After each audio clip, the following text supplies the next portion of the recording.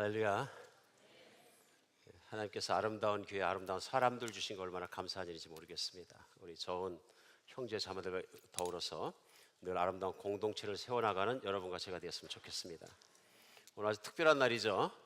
특별한 날입니다. 그래서 특별히 아버지 날인데, 저도 아버지이기 때문에 아버지가 아버지 거 챙기기가 참 어려워서 매년 그냥 지나갔더니 불평하시는 아버지들이 되게 많으세요.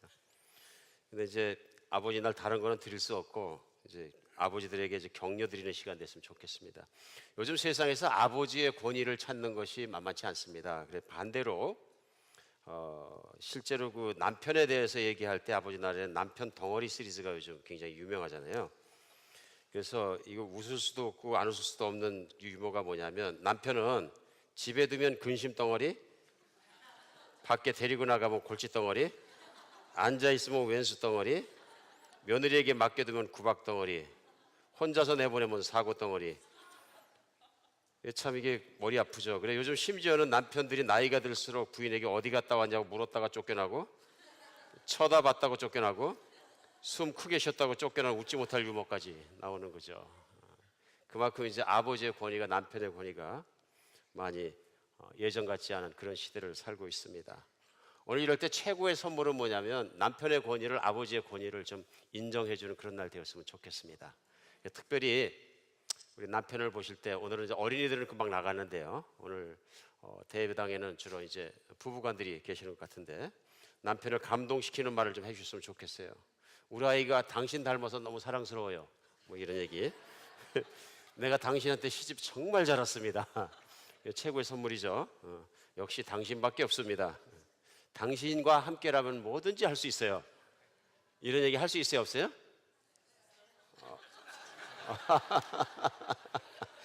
역시 아내에게 칭찬받는 남편이 자존감도 훌륭하고 정체성도 훌륭해져서 밖에서도 자연스럽고 멋있는 사람 될 수 있습니다. 그리고 하나님도 잘 섬길 수 있습니다. 많이 격려해 주시기 바랍니다. 그리고 당신 곁에 우리 사랑하는 가족들이 있는 거 알지?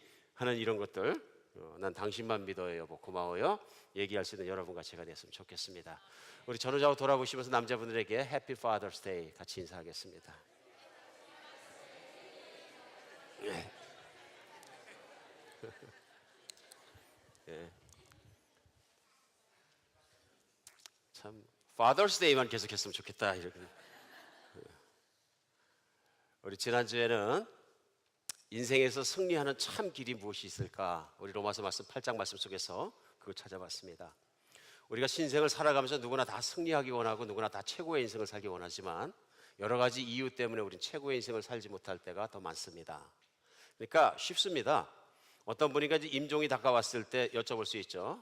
선생님께서는 최고의 인생을 사셨다고 생각하십니까? 그럼 결산은 끝나는 겁니다. 그렇죠? 그랬을 때 후회 없이 나는 정말 최고의 인생을, 승리하는 인생을 살았습니다 할 수 있는 인생이 되기를 간절히 바랍니다. 우리 지난주 로마서 말씀 나누면서 우리 다른 건 다 잊어버리다 한 가지 안 잊어버려야 되는 것이 있습니다. 그것이 뭐냐면, 이 승리하는 최고의 인생을 사는 가장 밑에 있는 기초석이 무엇이냐면은 내가 하나님의 자녀라는 것입니다. 내가 하나님의 자녀가 되기 위해서 예수 그리스도 이 땅에 오셔서 피 흘려 죽으셔야 했고, 하나님은 그 예수 그리스도를 부활시키셨습니다. 그래서 내가 하나님의 자녀가 되었다는 정체, 내가 누구냐 하는 것에 대한 분명한 정체성, 이 아이덴티티만 가지고도 얼마든지 인생을 훌륭하게 살 수 있습니다. 반대로 이런 정체성이 없으면 내 인생은 자동으로 흔들리게 됩니다. 그럼 우리 인생의 가장 중요한 것은 내가 하나님의 자녀라는 분명하고 확고한 믿음을 갖는 것입니다. 내가 하나님의 자녀이기 때문에 두 가지가 가능했다고 지난주에 나눴습니다. 첫 번째는 하나님과의 친밀한 교제가 가능해집니다. 이전에는 하나님 도움 없이 산다고 내 인생은 내 거니까 나 혼자 살려고 막 뛰어다녔는데 인생이 막 엉망진창입니다. 결국은 다 살고 나서 보니까 인생에 남는 건 그러지 말았을 걸, 좋았을 걸 하는 꼴만 남는 거죠. 후회만 남습니다. 그러나 하나님 안의 자녀로 살아가기 때문에 하나님과 매일매일 최고의 교제를 할 수 있습니다. 그래서 신앙이 좋은 사람이 가장 좋은 건 뭐냐면, 항상 그리스도 안에서 내가 어떠한 존재인가에 대해서 확고한 믿음을 갖고 있을 때 하나님과 교제 속에서 깊은 만남을 가질 수 있습니다. 믿음이 좋다는 얘기는 뭐냐면, 하나님과 관계가 깊어졌고 가까워졌다는 것을 의미합니다. 어떻게 해요? 기도와 말씀과 묵상과 삶을 통해서 가까워지는 거죠. 이것을 우리는 예배라고 합니다. 하고, 두 번째 우리가 가졌던 건 뭐냐면 우리가 상속자라는 것입니다. 예수를 믿는 사람은 이미 하나님의 상속자가 되었기 때문에 무엇을 상속받았냐 하면은 우리가 생각할 수 있는 모든 것과 생각할 수도 없는 것까지 다 상속을 받았습니다. 우리 하나님은 현재 보이는 세계와 보이지 않는 영계와 현재의 세상과 미래의 세상과 모든 온 천하에 존재하는 것과 우리가 보지 못하는 것까지도 만드신 주인이십니다. 근데 그 하나님이 예수 그리스도의 십자가의 죽으심과 부활하심을 보면서 우리 믿음이 들어왔을 때는 바로 그 모든 것을 다스리시고 만드신 하나님이 나를 목숨 바쳐 사랑하신다는 것입니다. 그러므로 그 창조자께서 목숨을 내게 내어주셨으면 내어주시지 않는 것이 무엇이 있겠느냐.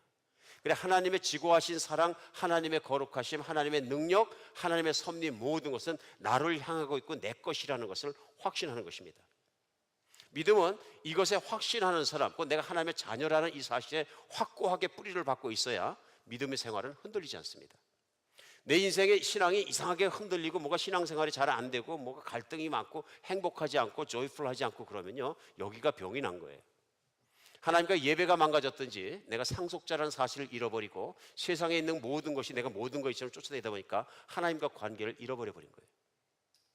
진짜 중요한 것은 이 파운데이션이 얼마나 튼튼하게 하나님의 사랑을 그리스도의 십자가를 통해서 또 부활하심을 통해서 그 능력을 체감하고 그 사랑을 깊이 믿느냐 하는 것에 따라서 우리 인생은 좌우합니다. 그래서 우리가 승리하는 인생을 사는 첫 번째 돌이고 가장 중요한 돌은 바로 이것입니다. 내가 하나님의 자녀라는 정체성입니다. 오늘은 계속해서 로마서 말씀 8장 16절에서 25절까지 말씀이 본문입니다. 제가 한 번 더 읽어드리겠습니다. 성령이 친히 우리 영과 더불어 하나님의 자녀인 것을 증언하시나니 자녀이면 또한 상속자 곧 하나님의 상속자여 그리스도와 함께한 상속자니 우리가 그와 함께 영광을 받기 위해 고난도 함께 받아야 할 것이니라. 생각하건대 현재의 고난은 장차 우리에게 나타날 영광과 비교할 수 없느니라. 피조물이 고대하는 바는 하나님의 아들들이 나타나는 것이니 피조물이 허무한데 굴복하는 것은 자기 뜻이 아니요 오직 굴복하게 하시는 이로 말미암음이라. 그 바라는 것은 피조물도 썩어짐의 종노릇한 데서 해방되어 하나님의 자녀들의 영광의 자유에 이르는 것이니라. 피조물이 다 이제까지 함께 탄식하며 함께 고통을 겪고 있는 것을 우리가 아느니라. 그뿐 아니라 또한 우리 곧 성령의 처음 익은 열매를 받은 우리까지도 속으로 탄식하여 양자 될 것 곧 우리의 몸의 속량을 기다리느니라. 우리가 소망으로 구원을 얻었음에 보이는 소망이 아니니 보는 것을 누가 바라리요. 만일 우리가 보지 못하는 것을 바라면 참음으로 기다릴지니라. 오늘 이 말씀이 계속해서 어떻게 우리 인생을 하나님 말씀의 진리대로 승리하는 인생으로 인도해 주실지 깨달음이 있고 실제로 변화가 있는 그런 말씀이 살아있는 주일 되었으면 좋겠습니다. 저도 이제 가만히 생각해 보니까 세상에서 그래도 꽤 많은 걸 해본 것 같아요. 그런데 제가 해보고 싶은 게 한 가지 있었어요. 그게 뭐냐 하면 항공모함을 한번 타보고 싶었어요. 근데 한국 군대는 가면 다 있는데 항공모함이 없습니다. 맞죠? 언젠가는 한국 군대도 항공모함이 한 대 생기겠죠. 근데 왜 항공모함을 타고 싶었냐면 항공모함에는 모든 게 다 있거든요. 그러니까 항공모함 하나만 뛰어넘으면 어느 나라 들어갔든지 전투를 할 수 있는 능력이 다 갖춰져 있는 거죠. 그래서 세계에서 무슨 일이 일어났을 때 미국에서 파송하는 거 보면 항공모함이 들어가면은 거기다 구축함과 따라가는 배들이 있고 병력들이 있고 비행기가 있고 전력이 있으니까 꼼짝 못하죠. 그래서 제가 타볼 수는 없었기에 1시간짜리 항공모함 새로 신축한 것에 대한 다큐멘터리를 제가 한번 봤습니다. 그랬더니 거기 보니까 제가 궁금했던 신기한 것들이 많이 나와요. 전 늘 제가 젊은 시절에 이제 조종사를 잠깐 했습니다만은 최고의 조종사라고 늘 기량적으로 생각하고 있는 사람들이 항공모함에 전투기를 내리는 사람들이에요. 진짜 짧거든요. 진짜 짧은 그 활주로 안에 딱 내려야 되는데 짧은 것만 문제가 아니라 이 배가 파도에 따라서 우르락 내려가고 움직이고 좌우로 쏠리고 하는 듯한 정확하게 타치다운하지 않으면 죽습니다. 물에 빠져 죽든지 폭발하든지 죽습니다. 얼마나 정교해야 됩니까? 그걸 인간의 느낌으로 다 잡아서 하는 건데요. 늘 그게 존경스러웠어요, 제 개인적으로. 그래서 그걸 보다 보니까 항공모함에 전투기가 임무를 나가서 착륙하는 것은 착륙이 아니라 불시착하는 거예요. 그러니까 영어로는 스터 하는 거예요. 탁 떨어져가지고 비행기가 그냥 불시착 시켜버리고 비상 착륙 시켜버리는 거예요. 그러니까 매번 내릴 때마다 그런 건데요. 근데 정확하게 스팟을 맞춰 내려야 거기에 있는 쇠 로프가 바퀴를 확 잡아가지고 결국은 어떻게 되느냐면은 그 줄에 붙잡혀서 확 서는 거예요. 그러니까 비상 착륙하는 거죠. 그러니까 수없이 하루에도 뜨고 내리는데 그 모든 걸 그렇게 위험한 과정을 통해서 한다. 그래서 그 취재를 했는데 보니까 조종사들이 하나같이 얘기하는 게 뭐냐, 매번 착륙할 때마다 목숨 걸고 착륙한다. 얼마나 스트레스 받겠어요. 그러니까 얼마나 훈련을 많이 해야 그 비싼 항공기가 사고 없이 다 내리고 뜨고 하겠어요. 그러니까 그 피눈물 나는 훈련이라는 것이, 그 다큐멘터리를 봤으니까 이를 말할 수가 없어요. 근데 진짜 훈련은 따로 있더라고요. 그게 뭐냐 하면, 요즘 전쟁은 밤낮을 가리지 않고 하기 때문에, 예전에는 기계가 발전하지 못해서 밤에는 전투하려면 비행기가 못 뜨고 막 그랬어요. 근데 요즘에는 밤에 더 많이 뜬대요. 그래갖고 이 조종사들이 낮에만 내리는 게 아니라 깜깜한 밤중에 그 갑판에 갖다 탁 떨어뜨리는 거예요. 얼마나 힘들겠어요. 그래, 밤에만 하는 게 아니라 그 화면을 보다 보니까 폭풍우 치는 밤에 그걸 내리는 거예요. 그러니까 그 긴장하는 건 조종사들이 일 말할 수가 없대요. 근데 얼마나 훈련을 했더니 정확하게 내리뜹니다. 아주 정확하게. 정말로 제가 그걸 한번 비행기를 몰아본 사람으로서는 존경스러웠어요. 정말 젊은 조종사들이나 나이 먹은 조종사들이 얼마나 그렇게 잘하는지. 그러니까 우리는 그런 것들을 통해서 뭐라 그러냐면요, 전천후 조종사들이라, 전천후 준비되어 있는 부대들이라 이렇게 얘기합니다. 24시간 어떠한 시즌이든 겨울이든 여름이든 밤이든 낮이든 전투할 준비가 되어 있는 사람들입니다. 하긴 그러니까 여러분과 제가 미국을 보호해 주니까 든든하게 사는지도 모르죠. 그렇죠? 신앙에 이런 훈련이 필요하다고 저는 생각합니다. 신앙은 전천후 신앙이 되어야 합니다. 왜 그러냐 하면요, 여러분과 제가 살고 있는 인생은 정말로 그렇습니다. 쉬울 때가 있으면 어려울 때가 있고요, 행복할 때가 있으면 불행하다고 느끼는 때가 있고요, 인생에 계속 이런 어떤 계절을, 시즌을 거쳐갑니다. 그래서 우리가 태어날 때가 있으면 잘할 때가 있고요, 잘하면서 아플 때가 있고요, 어리니까 좋을 때가 있고 어리니까 안 좋을 때가 있고요. 그래, 어릴 때는 최고의 희망이 뭡니까? 간단하죠. 어른 되는 거예요. 빨리 어른 돼야 되니까 10살부터 담배 피고 자꾸 어른 흉내를 내는 거죠. 이제 그것이 최고로 친구 중에서 멋진 것 같고, 그러다 보니까 사춘기를 지나가면서 사춘기 우리 청소년들이 생각하는 가장 큰 착각이 뭐냐면은 자기는 완전하다고 생각해요. 어른이로. 근데 자기는 어른으로 완전하다고 생각하는데 엄마 아빠가 뭐라 그러면 화가 나는 거죠. 화가 나는 겁니다. 실제로는 완전하지 않다도 화가 나고, 이런 스트레스 속에서 살아갈 수밖에 없다. 사춘기 지나고 나면은 사춘기였기 때문에 좋은 것도 있지만 나쁜 것도 있었지만, 청년이기 때문에 좋은 것도 있고 청년이기 때문에 나쁜 것도 있습니다. 그렇죠? 그러다 보면 우리가 공부를 잘해서 좋은 것도 있고 공부를 잘해서 나쁜 것도 있고, 잘생겨서 좋은 것도 있고 잘생겨서 나쁜 것도 있고 많죠. 결혼이 꼭 좋은 건 아닌 것이, 결혼해서 좋은 것 있고 결혼해서 나쁜 것 있고요. 그렇죠? 그럼 이혼은 좋습니까? 이혼해서 좋은 것 있고 이혼해서 나쁜 것 있고, 사업을 해서 좋은 것 있고 사업을 해서 나쁜 것 있고요. 인생을 살다 보면 이런 좋은 것과 나쁜 것들이 끊임없이 교체해서 우리 인생 속으로 들어옵니다. 그래, 미국에 이민 와서 살아서 희망이 더 많은 건 좋은데, 미국 이민 와서 좋은 게 있고 미국에 이민 와서 나쁜 것이 또 있습니다. 오늘 뭐 인생 타령하는 것이 아니고요. 무엇이든 완벽하게 세상을 살아가면서 우리를 채워주는 것이 없다는 얘기입니다. 완벽하게. 이런 인생을 살다 보니까 우리 인생이 계속 준비되지 않으면, 신앙도 마찬가지고요, 이 시기와 때와 느낌과 장소와 모든 것에 따라 춤추듯이 움직이는 거예요. 우리가 이러면 뭐가 필요하냐면요, 불시착 하더라도 끄떡하지 않는 조종사처럼, 정말 항공기를 갑판에 내리는 조종사처럼 전천후 신앙이 필요합니다. 어떠한 때에도 승리할 수 있는 신앙이 필요하다는 얘기입니다. 이게 이런 신앙이 되지 않고서는 세상에서 승리하는 자로 마지막까지 살 수가 없다 그러는 겁니다.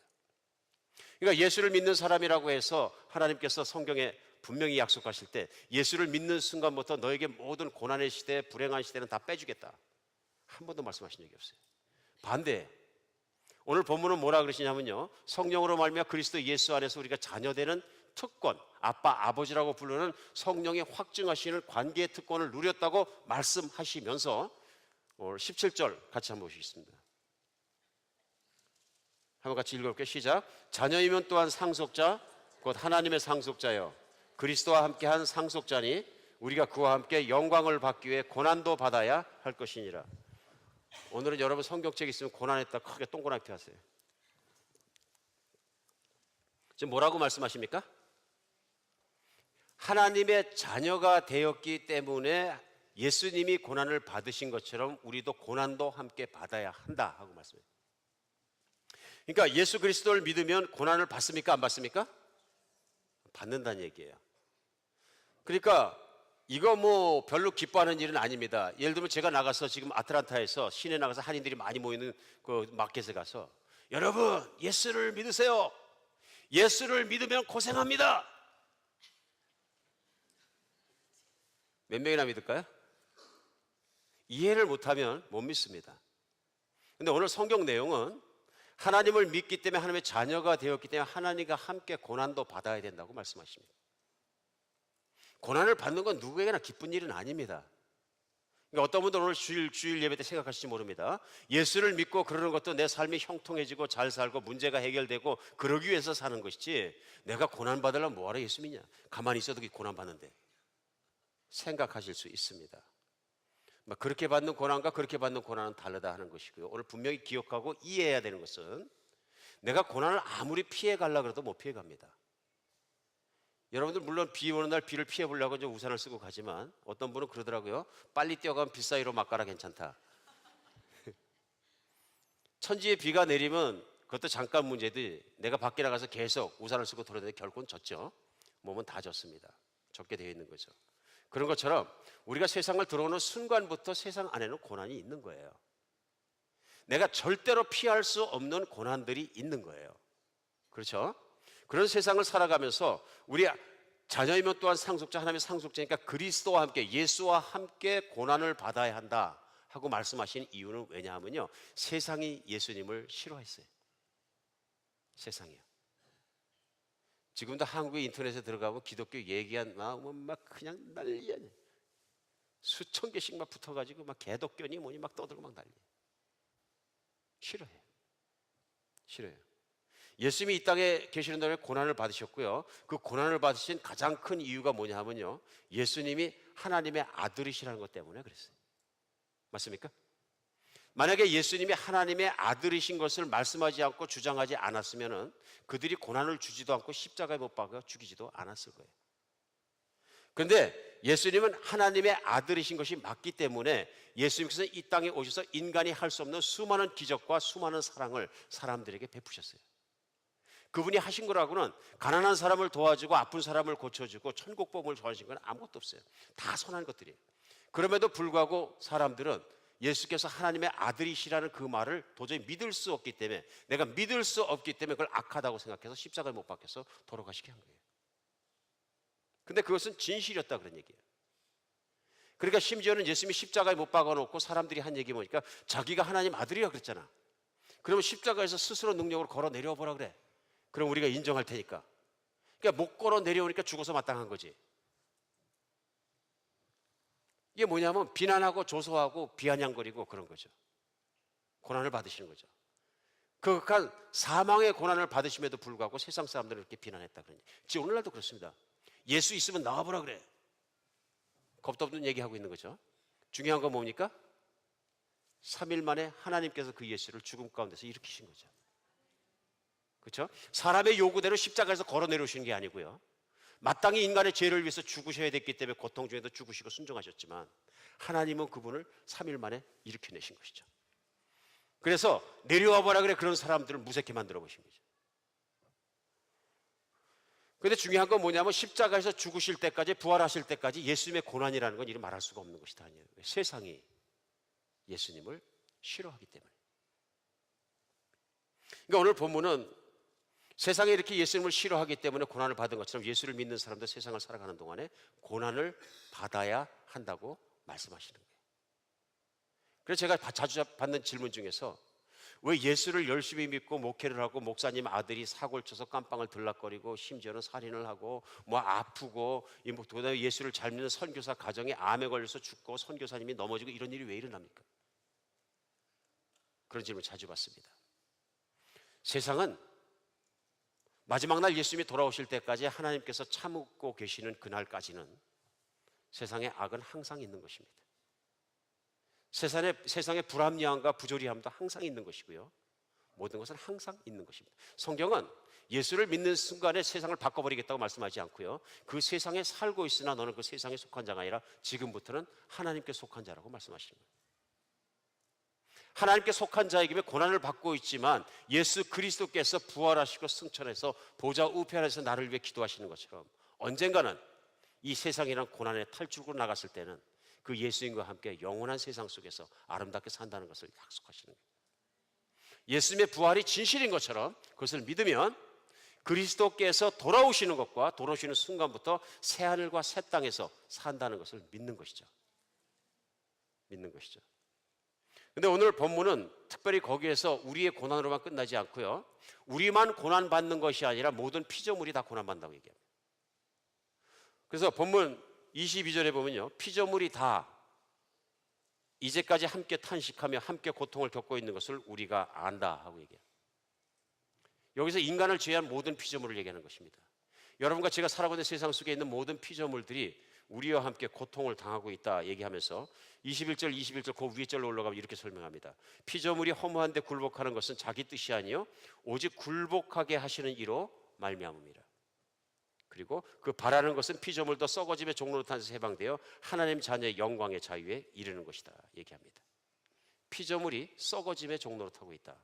언젠가는 없어질 영원하지 못한 것 존재의 종노릇을 하게끔 하나님께서 어떤 기간 동안 허락하셨다 이런 얘기입니다. 여러분, 피조물이 망가지고 썩어져 가고 완전히 퇴화하고 있다는 얘기는 과학도 증명하는 것입니다. 우리가 잘 아는 것처럼 물리학에서 얘기하는 연력학의 제2의 법칙은 엔트로피 법칙입니다. 이 엔트로피 법칙의 핵심은 이것입니다. 우주의 물질과 에너지가 조화를 잃어버리고 무질서를 향해서 끊임없이 퇴화하고 있다는 걸 과학적으로 증명하는 거예요. 그것이 과학의 근거 속에 들어가는 거예요. 그와는 반대로 모든 것이 항속적으로 자연세계가 자기 개선을 통해서 더 나은 쪽으로 진화되어 간다는 진화론과 정면을 부딪힙니다. 그렇죠? 그러니까 연력학 제2의 법칙은 진화론과 정면으로 크래시해버리는 거예요. 제가 연력학 제2의 법칙, 모든 자연과 모든 것들이 물질과 에너지가 퇴화하고 있다는 걸 쉬운 예로 들겠습니다. 저희 집에도 앞에 잔디가 있습니다. 여러분들도 잔디가 있는 줄 알고 있습니다. 근데 그 잔디는 가만 놔두면 잔디가 인간이 즐겁게끔 적당한 사이즈로 커가지고 거기서 딱 중단하고 나머지는 알아서 하고 가장 아름다운 상태를 유지합니까? 아니죠. 한 달에도 몇 번씩 약을 치고 깎아주고 가꾸고 물을 줘야지 이뻐지죠. 안 가꾸면 어떻게 됩니까? 내버려두면 자연으로요. 예, 잡초가 날라 들어오고 잡초가 크기 시작하고 한 2, 3년 크고 나면 어떻게 돼요? 잔디밭이나 잡초밥이 돼요. 제가 열심히 나가서 잡초를 뜯었더니 우리 아이들이 들어오다가 Dad, 그래서 왜 그랬더니 It's just grass. 잡초나 잔디나 what's the difference? Oh, grass. Just leave it there. 제가 얘기했어요. 너희들 우리 단지에 들어오면 콘으로 돌아온 집 있지. 그 집 보면 보기 좋아하니까 안 좋대요. 왜 안 좋아? 풀이 물까지 커가지고서는 막 꽃이 폈는데 잡초가 다 이렇게 올라왔는데 부시에 뱀 나오게 생겼어. 아무도 안 하는데 해피룸 단지에 코너에 돌아오면 큰 집이야. 사람이 안 사는 것 같은데 늘 그렇게 생겼으니까 마음이 불편한 거예요. 제가 얘기해 줬어요. 우리 집 앞마당은 앞에 집 뒷마당이고 옆에 집 옆마당이라 우리 집은 다른 이웃들의 정원이다. 내가 정원을 사랑하고 이웃들을 사랑한다면 내 정원을 깨끗이 가꿔주는 게 맞다. 그런 말미암아 앞에 집이나 옆에 집에는 이웃들이 보고 즐거워할 수 있도록 가꿔주는 건 나 자신만을 위한 것이나 해야 되는 것이다. 얘기한 적이 있습니다. 얘기가 약간은 빗나갔습니다만은 그 잔디밭은 그렇게 정성을 들여 가꾸어야 되는 것이지 안 가꾸면요 잡초밭이 되고 결국 잔디밭이 되지 않습니다. 우리가 인생을 살아가면서 가만히 보면요 세상에 있는 자연을 가장 많이 망가뜨리는 게 동물입니까? 사람입니까? 그럼 우리가 자연을 망가뜨리고 있다는 건 분명히 알아요. 근데 왜 망가뜨리는 거예요? 간단합니다. 인간의 편의함 때문에, convenience. 인간의 안락함 때문에요. 우리는 우리가 전기를 써야 되니까 원자력이라는 위험한 발전소를 세웁니다. 우리가 얼마 전에 일본에 있는 원자력 발전소가 쓰나미가 나갖고 무너지고 거기에서 방사능이 물로 흘러들어가니까 태평양 전체에 막 흘러다니면서 지금은 서부에 우리 미국 해변까지 와가지고 뭘 못 먹어요? 횟집에 가면 떨리잖아요. 이걸 과연 먹고는 싶은데 목숨 걸고 먹어야 되는 거지. 위태롭게 위기의식을 느끼잖아요. 이게 사람의 편의함을 위해서 지구를 계속 망가뜨리고 있는 거예요. 그 원자력 발전만 그런 게 아니라 매일매일 우리가 편리하니까 타고 다니는 자동차, 인간이 이만한 문명을 잃었다 그러지만 그 자동차 때문에 무슨 일이 납니까? 배기 가스가 나오고 당장 가스가 안 좋아지고 몸에 해롭고 뿐만 아니라 오존층이 망가지고 공해를 일으켜서 칠레나 남미 지방에서는 지금도 오후 3시가 되면은 암이 걸리니까 밖에 못 나가잖아요. 그렇죠? 그 지역만 그런 것이 아니라 우리가 그런 에너지를 쓰고 자꾸 떼고 인간의 편의함을 해서 끊임없이 편의함이라는 욕망을 충족시켜서 뛰어가니까 그것이 오존층을 깨뜨리고 그 다음에 지구 전체를 뜨겁게 해가지고 아프리카에서는 사막이 자꾸 늘어나잖아요. 사막이 늘어난다는 물이 없다는 얘기고요. 아프리카 선교 나가서 가장 힘든 건 뭐냐면 식수가 없는 그들을 도와주는 거예요. 학교도 가지 못하고 티네이저 애들도 전부 물동이 하나씩이고 하루에 4시간 내지 8시간을 걸어서 썩은 물웅덩이에 가서 물을 퍼갖고 또 반대로 그 시간을 걸어서 집에 오는 거잖아요. 하루 일과가 그것이에요. 그 물은 깨끗하냐? 그 물도 썩은 물이에요. 이 모든 결과들이 왜 그러냐면요, 우리가 편의함이라는 하나의 목적, 나의 육신의 만족이라는 걸 향해서 인류의 문명이 끊임없이 인간의 욕구를 만족시키는 쪽으로 뛰어가다 보니까 자연을 망가뜨리고 희생시키는 것이죠. 우리 현실적으로 좀 인식할 필요가 있습니다. 이 모든 것이 왜 이런 일이 생기느냐 하면요, 우리는 거꾸로 돌아가야 되는 거죠. 창세기 3장에 인간이 타락해서 마귀의 종이 되고 에덴 동산을 쫓겨났을 때 하나님께서 하신 일이 뭐냐면요, 인간에게 복으로 줬던 자연을 갖다가 저주하십니다. 그렇죠? 복은 뭐냐면 인간이 가장 행복하게 살 수 있도록 창조자가 허락해 주시는 게 복이에요. 근데 인간이 하나님을 따르지 않고 마귀를 따르고 결정하시니까 하나님께서 그 죄로 말미암아서 사망이 들어오게 하시고 그 다음에는 에덴 동산에 쫓겨나는 삶을 사는데 그 에덴으로 쫓겨나는 삶은 그 땅이 엉겅기와 인간을 힘들게 하는 것이 나타나는 것이죠. 엉겅기만 나타나는 얘기는 아니고요, 원래는 에덴 동산 곧 인간이 살 수 있는 환경에 있을 때 자연은 친인간적인 환경이 돼서 이 세상에 있는 모든 자연은 인간의 말에 명령에 순복하게 되어 있고 인간을 이롭게 해야 됩니다. 이롭게. 그런데 오늘날 보면 인간을 해롭게 하는 것도 수도 없이 존재하는 거예요. 자연이 타락했다는 거예요. 그러니까 자연의 존재의 목적은 무엇이냐면 인간을 만족하고 행복하게 하는 것입니다. 그날이 오면 성경에도 약속하는 건 뭐냐면요, 아이들이 사자와 함께 놀고 뱀굴에 손을 넣고, 그죠? 사자가 소처럼 풀을 뜯어먹고 이런 얘기 뭐냐면요, 이게 환상적인 만화의 세계가 아니고요, 자연이 온전하게 회복되어서 구원되고 인간이 구원되는 것처럼 새 세상 새 하늘과 새 땅이 와서 살아갈 때는 자연은 인간에게 전혀 해를 끼치지 못한다, 이런 얘기. 쉽게 설명하겠습니다. 여러분과 제가 홀딱 벗고 뛰어다녀도 춥지도 않고 덥지도 않고 얼어 죽지도 않고 더워서 죽지도 않고 얼마든지 행복하게 살 수 있도록 자연은 우리를 맞춰준다는 얘기입니다. 그런 세계는 상상할 수도 없습니다. 자, 그런데 그렇게 타락한 세상, 자연까지도 고통받고 있는 세상을 살고 하면서 나는 고통을 하나도 안 받을 거야, 그런 인생은 없다, 그러니.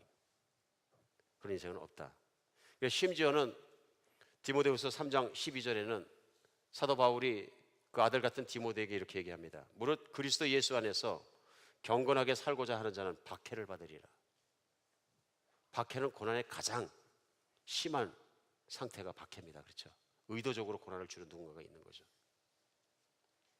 자, 여러분과 제가 이런 인생을 살아가는 동안에 승리를 한번 생각해 봐야 됩니다. 우리가 흔히 하는 얘기로 최후에 웃는 자가 진정한 승리자다 얘기합니다. 세상 사람들도 많이 하는 얘기죠.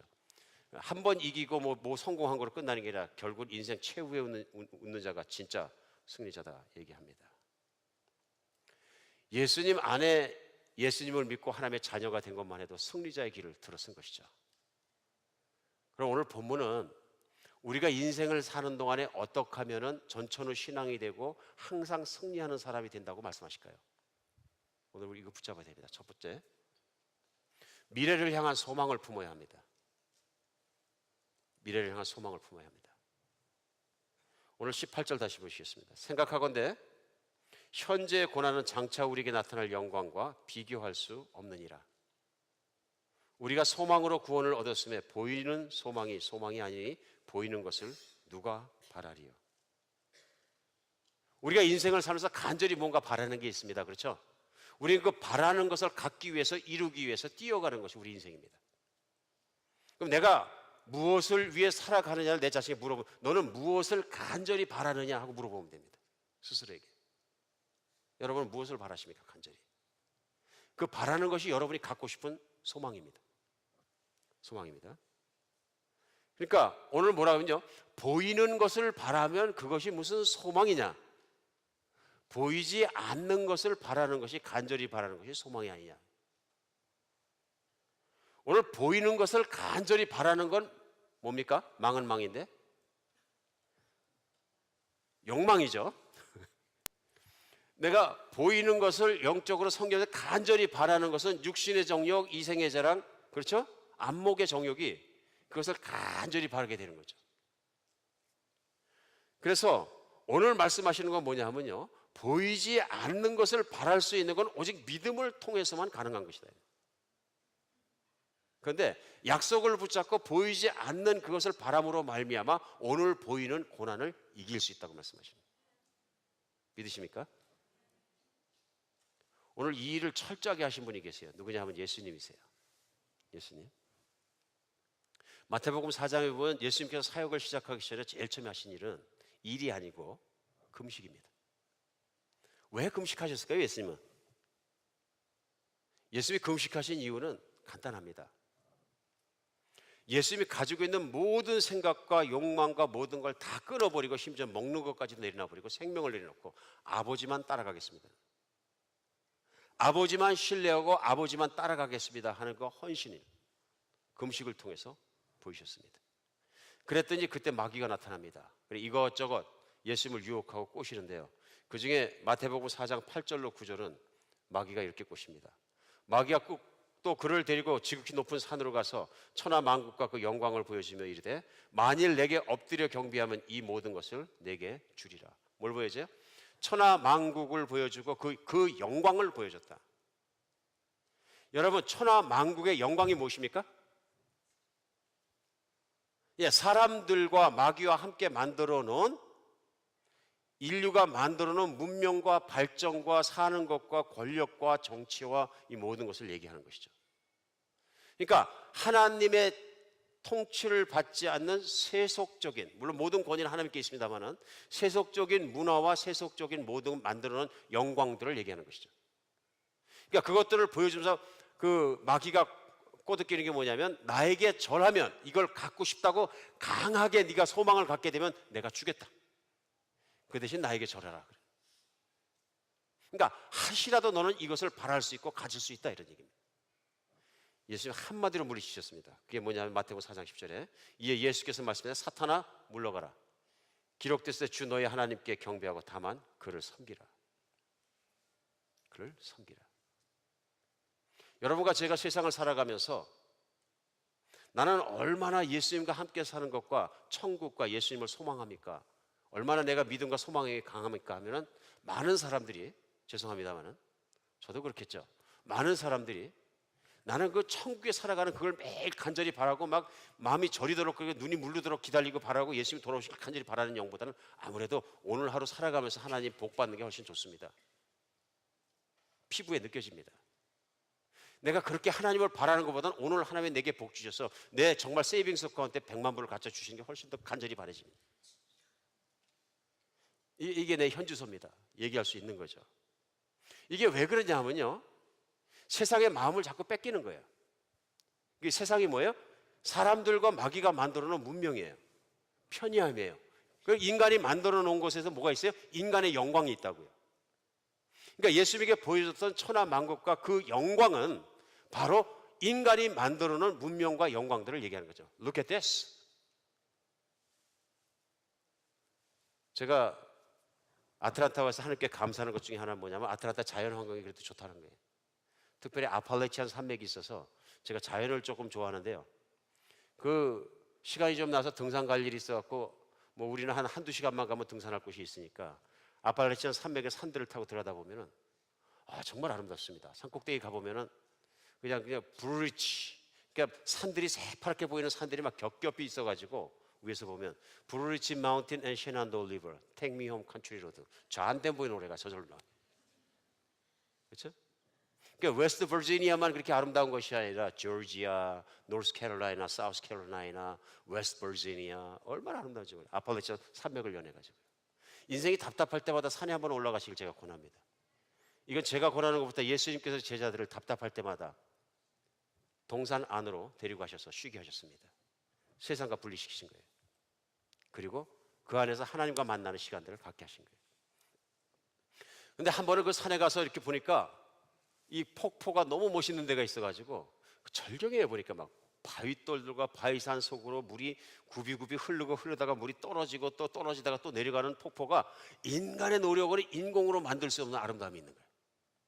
돌 절벽 가운데 소나무는 삐져나와서 크고요. 이런 여러분 상상처럼 아름다운 그 정말 그림 같은 환경들이 나와서 너무 아름다우니까 손을 쫙 펴고 저절로 사람이 있고 말고 찬양해요. 참 아름다워라 주님의 세계는. 그렇죠? 주님 말씀이 맞습니다. 솔로몬이 세계와 역사 속에 가장 부자고 가장 권력 있는 자라 그렇지만 솔로몬의 영광과 능력과 재력으로도 하나님 이 계곡을 만들지 못합니다. 하나님만 하십니다. 그리고 내려오는 길에 가만히 생각해 봤어요. 인간의 문명의 영광은 얼마나 큰 것인가. 최고의 요즘에 그 금자탑은 무엇일까 하고 생각해 봤어요. 그랬더니 갑자기 제가 영상으로 봤던 두바이가 생각났어요. 전 가본 적이 없어요. 그러니까 세계에 있는 가장 발전했다는 과학들을 동원해서 가장 인간이 첨단 기술을 가지고 편리하게 살 수 있는 곳을 만드는 게 두바이래요. 영상을 보니까 감탄은 나오더라고요. 바다에다가 그냥 섬을 만들고 뭘 만들고 막 그 안에 자연 속에서 살게 하는 것처럼 뭘 만들어 놨는데 인공은 인공이죠. 사막 속에 세우는 건물도 다 인공이고 튜브로 타고 된 차들도 그렇고 사막을 막고 만들어 놓은 그 초원들도 그렇고 이 하나님의 동산에 산속에 사는 것이 기쁘겠느냐 아니면 두바이 가서 사는 게 기쁘냐고 물어봤어요. 답변이 나왔습니다. 하나님 저는 인간이 만드는 인간의 문명이 그렇게 탐탁하지 않습니다. 오늘 화두에 인간이 집요하게 욕망을 추구하는 그 편리함의 욕망을 채우는 것은 하나님의 자연을 망가뜨리고 있는 끊임없이 망가뜨리는 거예요. 인간의 욕망은 욕심은 이기심은 끊임없이 하나님의 창조를 파괴합니다. 그러면서 우리는 인간의 발전을 얼마나 자랑하는지 모릅니다. 오늘 저는 그래서 인간의 문명과 세상을 떠나서 세상을 버려버리자고 강조하는 것이 아닙니다. 예수님은 그럼에도 불구하고 세상으로 도망가라고 말씀하시고 세상의 한복판으로 제자들을 보내셨습니다. 그러나 우리는 세상에 속한 자가 아니라는 얘기입니다. 세상에 속해 있지 않기 때문에 세상이 우리를 싫어하면 세상 안에 살아가면서 핍박과 환난과 고난이 있을 수 있다는 얘기죠. 그러나 중요한 건 뭐냐면요. 고난이 있을지라도 내 마음이 항상 예수님이 돌아오는 것을 간절히 바라고 예수님을 사모하고 내가 정말로 고난의 끝에 주님을 만날 것을 사모하면 할 수 있다는 얘기예요. 이런 얘기입니다. 주님을 바라지 않으면 세상을 바라게 됩니다. 내 마음이 소망의 영으로 가득 차지 않으면 결국은 고난 속에서 세상과 타협해버린다. 그러니까 세상을 살아가면서도 믿음의 사람들은 괴로울 때가 있죠. 힘들 때가 있죠. 그럴 때마다 하나님을 부르면서 또 찬양을 하면서 기도를 하면서 그것을 바라면 이길 수 있다. 소망이 강한 여러분과 제가 됐으면 좋겠습니다. 제가 괴로울 때 가끔 부르는 찬양이 있습니다. 괴로울 때 주님의 얼굴을 보라. 평화의 주님을 바라보아라. 세상에서 시달린 친구들아 위로의 주님 바라보아라. 눈을 들어 주를 보라. 내 모든 염려 주께 맡겨라. 슬플 때 주님의 얼굴 보라. 사랑의 주님 안식 주리라. 괴로울 때 주님의 얼굴 보라. 평화의 주님 바라보아라. 세상에서 시달린 친구들아 위로의 주님 바라보아라. 눈을 들어 주를 보라. 내 모든 염려 주께 맡겨라. 슬플 때에 주님의 얼굴 보라. 사랑의 주님 안식 주리라. 아멘. 믿으십니까? 세상은 고난이 있을지라도 내 안에 있는 믿음이 세상을 이기게 하는 것이죠. 내가 주님을 간절히 바라면 바랄수록 세상을 향한 내 욕망과 소망은 작아지고 없어지고 세상을 향한 내 열망은 사라지고 하나님과 주님을 향한 열망이 커진다는 얘기입니다. 우리 늘 주님을 생각하고 주님을 기다리며 주님을 바라는 또 그런 소망을 가지고 살아가는 여러분 같이가 되었으면 좋겠습니다. 오늘 본문은 두 번째, 고난이 있을지라도 고난이 유익한 것은 인내력을 기를 수 있다고 얘기합니다. 우리가 삶 속에서 최후의 승리자가 되기 위해서 꼭 필요한 게 뭐냐면 인내력입니다. 인내력. 그래서 오늘 본문은 우리가 최후의 승리자가 되기 위해서 이것을 필요한 것을 강조하면서 25절 맨 마지막 절을 보겠습니다. 다 함께요. 만일 우리가 보지 못하는 것을 바라면 참음으로 기다릴지니라. 어떻게 한다고요? 참음으로 기다릴지니라. 그러니까 인생을 최종적으로 승리하는데 가장 필요한 그리스도인의 덕목이 뭐냐면 인내예요. 인내. 그러니까 믿음이 좋다, 신앙심이 좋다는 얘기는 잘 참는 거예요.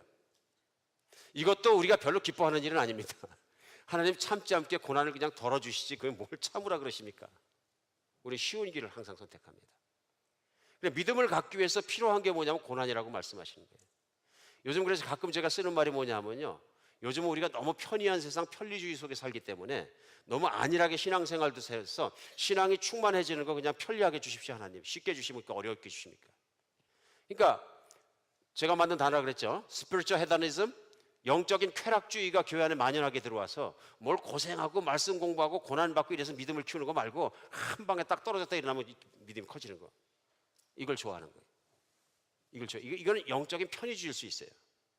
성경은 반대로 말씀하시거든요. 성경은 로마서에서도 5장에서 시작하자 말하는데 우리가 그러므로 그리스도 예수 안에 있는 이 모든 것을 누리자. 그리스도 예수로 말미암아 하나님과 화평하게 되 친하게 되고 자녀가 되었으니 이제 누리자 얘기하면서 5장 3절로 4절은요 곧바로 고난을 얘기합니다. 뭐라고 얘기하면 다만 이뿐 아니라 우리가 환난 중에도 즐거워하나니 이는 환난은 인내를, 인내는 연단을, 연단은 소망을 이루는 줄을 알미라. 그러니까 하나님의 관계를 즐기자 하면서 막바로 튀어나온 얘기는 고난에 대해서 또 얘기를 합니다. 환난 중에도 기뻐한다. 왜냐하면 환난은 인내를 만들고요. 그러니까 고난을 당하면 어떻게? 참지 않을 수 없는 참는 거죠. 참다 보면 그 참는 것이 무엇을 만드냐면 연단은 훈련입니다. 훈련. 이 참는 거라는 훈련을 통해서 무엇이 커지냐면요, 믿음이 커진다는 얘기입니다. 여러분, 믿음은 그냥 커지는 게 아니라 고난 속에서 눌렸을 때 그것을 참으면서 사이즈가 커지는 겁니다. 그러니까 우리가 너무 쉽게 믿음을 가지려고 하다 보니까 그냥 믿음 많이 가진 사람을 부러워만 하고 간증하면 그러지만은 그것이 내 것이 될 때는 하나님 차라리 내가 믿음을 가질 수 있도록 고난을 주시옵소서 기도하는 용감함도 좀 필요합니다. 용감함도. 그러니까 그런 연단을 거치고 믿음이 커지니까 믿음이 큰 것만큼 무엇이 커지냐면 맨 마지막에 못 커진다고요? 소망이 커진다고요. 내가 믿음이 커지고 환난 중에도 하나님을 바라는 마음이 자꾸 커지고 강해지니까 오늘 첫 번째 포인트에 나왔던 소망의 영이 강해지는 거예요. 간절히 예수님을 바라게 되는 거죠. 그래서 결국은 인생 중에 아무리 어려운 일도 참고 견딜 수 있다, 그런 얘기입니다. 17세기 말엽에 불란서에서, 그때는 로만 캐톨릭이 불란서를 다스리고 있을 때입니다. 그러니까 쉽게 얘기하면 왕까지도 로만 캐톨릭에서 통치할 수 있는 때입니다. 그런데 개신교가 일어나고 개신교 중에서 특별히 칼빈의 그 개신교를 따르는 사람들, 지금 장로교죠. 많이 핍박을 하면서 특별히 그 칼빈주의를 따르는 사람들을 위그노라고 불렀습니다. 그런데 14살 먹은 소녀 메리 듀란트란 자매가 다른 30명의 소녀들과 함께 잡혀갑니다. 예수를 믿었기 때문에. 개신교를 믿는 이유함으로 잡혀가서 나라에 있는 관리 앞에서 신문을 받고 관리가 종이를 내놓고 얘기합니다. 내가 개신교 신앙을 버리겠다고 여기 서명해라. 그럼 풀어주겠다. 그러니까 포기하지 않습니다. 그래서 그 아이들을 어디다 가두느냐 하면은 바다로 둘러싸여 있는 탑에 가두고 38년간을 가둬놓습니다. 그래서 38년간 음식도 제대로 주지 않으니까 결국은 다 그 안에서 순교하게 되는데, 그들이 순교한 자리에 벽에 마지막으로 남아있는 딱 한 가지 단어가 있습니다. 그 단어가 뭐냐면 인내입니다. 인내. 그리스도인의 가장 큰 덕목은 인내입니다. 인내입니다. 이 인내가 왜 이렇게 중요하냐면요, 여러분과 제가 살고 있는 세대는 인류의 역사상 가장 참을성이 없는 세대입니다. 가장. 그러니까 인터넷이 되는 것만 해도 엄청나게 빛의 속도로 빨리 가는데도 그것도 막 속이 뒤집혀가지고 못 기다립니다. 아이들이 늦게 키면 그거 못 기다립니다. 아이들도 못 기다리고 부모도 못 기다립니다. 그러니까 부모가 자식에게 막 욕을 해대고 자식은 또 부모에게 덤벼들면서 나중에 자식이 부모를 야구방망이로 때려 죽이는 이런 사건이 일어나는 게 참지 못해서 그렇습니다. 여러분, 그리스도인이 참지 못하는 것, 성질이 급하다는 것은, 불같다는 것은 좋은 것이 아닙니다. 성질이 불과 같던 베드로도 나중에 얘기합니다. 은혜를 받고 나서 주께는 1년이 1000년 같고 1000년이 1년 같으니라. 잘 참아라 얘기합니다. 참음이 들어왔다는 얘기입니다. 참음이 들어왔다는 얘기입니다. 그래서 우리가 인생을 살아가면서 사랑이라는 단어는 너무너무 중요한 것이지만 사랑은 이퀄 인내입니다. 인내 이퀄 사랑이고요. 같이 있는 단어입니다. 사랑과 인내는 뛰어놀 수가 없는 단어. 그래서 고린도전서 13장의 사랑의 장에 우리가 많이 하는데요, 말씀하실 때 보면 모든 게 다 인내입니다. 오늘 한번 읽어보겠습니다. 고린도전서 13장 4절로 7절까지입니다. 고린도전서 13장 4절로 7절까지. 찾으셨으면 우리 같이 읽습니다. 시작. 사랑은 오래 참고, 사랑은 온유하며, 사랑은 시기하지 아니하며, 사랑은 자랑하지 아니하며, 교만하지 아니하며, 무례히 행하지 아니하며, 자기의 유익을 구하지 아니하며, 성내지 아니하며, 악한 것을 생각하지 아니하며, 불의를 기뻐하지 아니하며, 진리와 함께 기뻐하고, 모든 것을 참으며, 모든 것을 믿으며, 모든 것을 바라며, 모든 것을 견디느니라. 뭘로 시작해요? 예, 짧게 참고 오래 참고.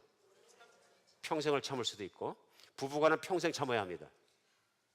사랑은 오래 참고로 시작해서 모든 것을 견디느니라고 끝납니다. 그렇죠? 우리는 착각합니다. 사랑에 대해서. 그러니까 하나님의 그 외에도 모든 무례히 행치 않는 것도 내가 참아야 되는 것이고, 성내지 않는 것도 당연히 내가 참음, 인내력이 있어야 참을 수 있는 겁니다. 그러므로 우리가 인생을 살아가면서 가장 중요한 건 뭐냐면 참는 겁니다. 왜 그럴까요? 왜 참는 게, 인내하는 게 사랑일까요? 간단합니다. 전 제가 힘들 때마다, 특별히 목양을 하면서 솔직하게 힘들 때가 많이 있습니다. 언젠가는 좀 오래전의 얘기입니다만은 한 젊은 목회자를 많이 사랑하게 돼서 그 목회자를 여러 가지 어려운 환경 속에서 서로 도움도 주고받고 제가 많이 도움을 주고 또 아들처럼 젊은 사람을 키워줬는데, 뭐 지금은 안타깝게도 뭐 잘못돼서 막 이단에 들어갔다는 얘기를 제가 들었습니다. 근데 나중에는 뒤돌아서 가지고서는 한창 서로가 관계가 좋을 때는 눈물을 흘리며 안아주며 나의 영적 아버지십니다 하고 막 그랬는데, 뭐 그렇게 그때는 참 좋았던 것 같은데 곧이어 뒤돌아서서 막 욕을 하고 다니고 막 그럴 때 보니까 너무 힘들었어요. 용서하기가 너무 힘들었어요. 용서하기가. 이제 뭐 오래전이고 다 지나간 얘기니까 이제 할 수 있습니다. 그때 하나님께 생각나게 하신 게 있어요. 나는 너를 더 참았다. 너도 예수 믿기 전에는 충분히 그럴 수 있었다. 그리고 내가 너를 견뎠으므로 너도 사람을 견뎌라. 정말 마음속으로 너무 죄송했어요, 하나님한테. 그러고 생각해보니까 저는 정말로 나쁜 인간이었고, 예수님이 제가 예수님이 원수같이 살았을 때도 저를 찾아오시 않았으면, 저를 참아주시지 않았으면 저는 세상에서 아무것도 아니에요. 오히려 하나님의 원수로 남아있는 것이고요. 사랑하는 여러분, 인생을 살면서 환경의 고난도 참기 어려운 것이지만 사람이 가장 견디기 어렵습니다. 교회 안에서도 마찬가지입니다. 사람은 하나님을 진실하게 천국의 소망을 가지고 섬기기 이전에 성령 충만해지는 간사한 존재입니다. 누구나 내 욕망을 따라갈 때는 간사해집니다. 채워지면 좋아하고 안 채워지면 뒤집어집니다. 그러나 참아야 되는 것이죠. 우리 환경과 사람과 모든 것을 잘 참고 그리스도를 따라가는 여러분과 제가 되었으면 좋겠습니다. 저 그래서 누군가 써놓은 이 글을 제가 힘들 때마다 한 번씩 읽습니다. 오늘 다시 읽어드리겠습니다. 내가 불쾌한 사람을 참아주는 까닭은 누군가도 나의 불쾌한 모습을 참아 주었기 때문입니다. 내가 참아내고 남의 허물을 덮어주어야 하는 까닭은 누군가도 내 허물을 덮어주고 참아 주었기 때문입니다. 내가 끝없이 기다리고 사랑해야 하는 까닭은 누군가도 나를 끝없이 기다려주고 사랑해 주었기 때문입니다. 내가 용서해야 하는 까닭은 누군가도 나를 용서해 주었기에 그 빚을 갚는 것입니다. 갚아도 다 갚을 수 없는 평생의 빚이 있다면 밑빠진 독에 물 붓기여서도 포기하지 않고 쏟아부어 주신 그분의 사랑, 그 사랑의 빛이 나에게 삶의 의미를 조용히 일깨워줍니다. 오늘 로마서 8장은 12절에 사도 바울은 이렇게 시작을 했습니다. 그러므로 형제들아, 우리가 다 빚진 자로 돼 육신에게 져서 육신대로 살 것이 아니니라. 우린 예수 그리스도에게 생명의 빛을 지고 있습니다. 사랑의 빛을 지었습니다. 그분은 나를 참으셨습니다. 그 인내와 그 사랑이 아니고서는 오늘의 우리는 존재할 수 없습니다. 사랑하는 여러분, 세상 사는 동안에 어떤 고난 중에서도 내가 인내력을 가지고 참으며 세상을 견디고 사람을 견디고 환경을 견디며 예수 그리스도의 법과 뜻을 성취하는, 승리하는 인생을 사는 여러분과 제가 되었으면 좋겠습니다. 기도하겠습니다. 하나님, 저희들 안에는, 우리 육신 속에는 세상을 승리할 수 있는, 이길 수 있는 힘이 없는 것을 고백합니다. 우리의 욕망은 나의 이기심과 나의 편리함과 나의 안락함만을 쫓아가려고 합니다. 그러나 주님, 생명을 내놓고 사랑하신 주님의 사랑을 받고 나서야 주님이 나같이 정말로 역겨운 자를 얼마나 어떻게 견디셨는지 알게 되었습니다. 사랑이 얼마나 오래 참아야 되는지, 무엇을 바라야 하는지 오늘 말씀을 통해 깨닫습니다. 하나님, 세상을 향해 있던 나의 마음이 있으면 오늘 주님께로 돌이켜 주시옵소서. 내가 가장 바라는 것이 예수님이 되게 하여 주시고, 내가 가장 바라는 것이 예수님과 함께 그 새로운 하늘과 새 땅에서 사는 것이 되게 하여 주시옵소서. 그리고 하나님, 내가 세상을 참고 견딜 수 있도록 도와주시고, 특별히 사람을 사랑하고 잘 견딜 수 있도록 도와주시옵소서. 그리스도 예수 이름으로 기도합니다.